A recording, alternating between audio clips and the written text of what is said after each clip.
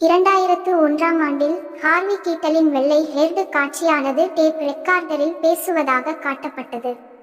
மக்களுக்கு தெரிவிப்பதற்கு இது அதிக நேரத்தையும் முயற்சியையும் மிச்சப்படுத்துகிறது, இல்லையா? அதனால், நான் சொன்ன பொக்கிஷம் உங்களுக்கு நினைவிருக்கிறதா?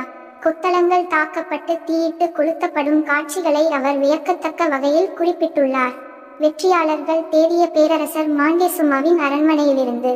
இத்தனை ஆண்டுகளுக்கு பிறகு இந்த பொக்கிஷங்கள் ஒரு விசித்திர கதை அல்லது கட்டுக்கதை என்று பலர் நினைக்கத் தொடங்கினர்.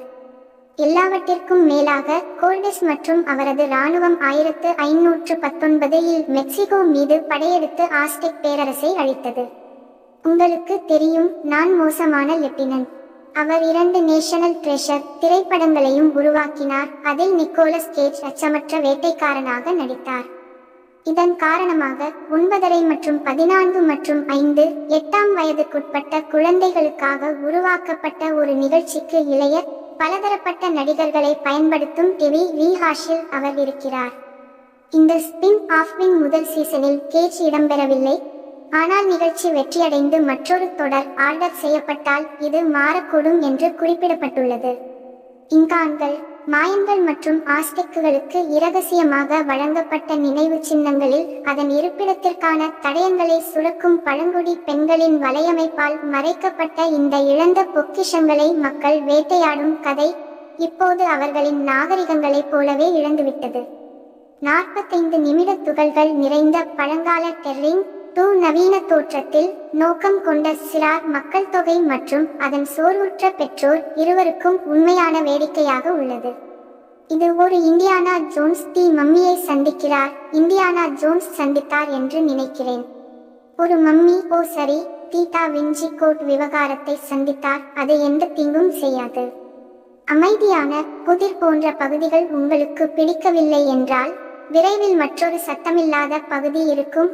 அதற்கு நேர்மாறாகவும், ஜுக்கர்பெர்க்கின் ரோபோ தந்தை அல்லது அமேசான் பெசோஸின் மிளிர்வதற்கு முன்பு ரோக்ஹேமர் ஒரு வழிமுறையாக இருந்தார். அவர் என்ன செய்கிறார் என்பது அவருக்கு தெரியும். எங்களின் புராணக்கதை இளமை பருவத்தில் இருக்கும் விசனரி ஜெஸ் லிசெட் ஆலிவேரா ஒரு திறன் கொண்ட ஸ்டாக் ரூமில் ஒரு புதிர் செரிஷிங் செக்ரட்டரி. அவர் தனது கூடுதல் ஆற்றலை முதலீடு செய்து FBI கிரிப்டோ பகுப்பாய்வில் ஒரு பணிக்காக சிம்பாலஜி ஆசிரியராக இயங்குகிறார். மன்னிக்கவும், இல்லை.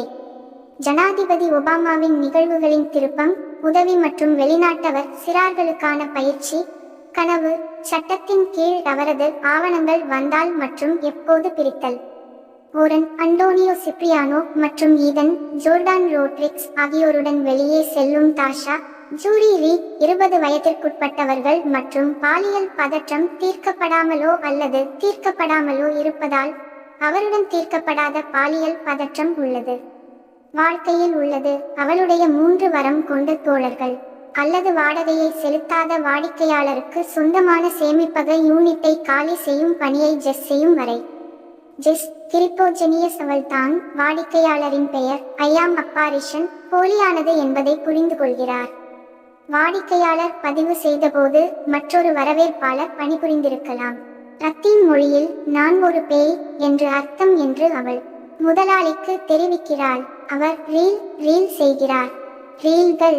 ஹார்வி கெய்டல் பேய் என்பது திரைப்படங்களை பார்த்த அனைவருக்கும் தெரியும். அவர் ஓய்வு பெற்ற FBI முகவர் மற்றும் ஃப்ரீமேசன். ஓ ஆமாம், மேசன்களும் இதில் ஈடுபட்டுள்ளனர்.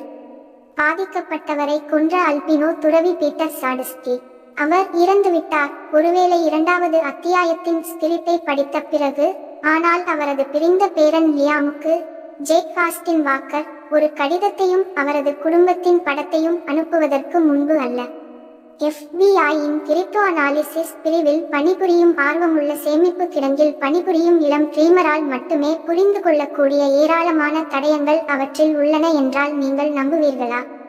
அவள் தந்தை அவளை விட்டு சென்ற தாயத்தின் உதவியுடன் இழந்த இன்காமாஸ்டெக் நினைவு சின்னங்களில் ஒன்றிற்கு நேரடியாக அவளை வழிநடத்துகிறார்கள்.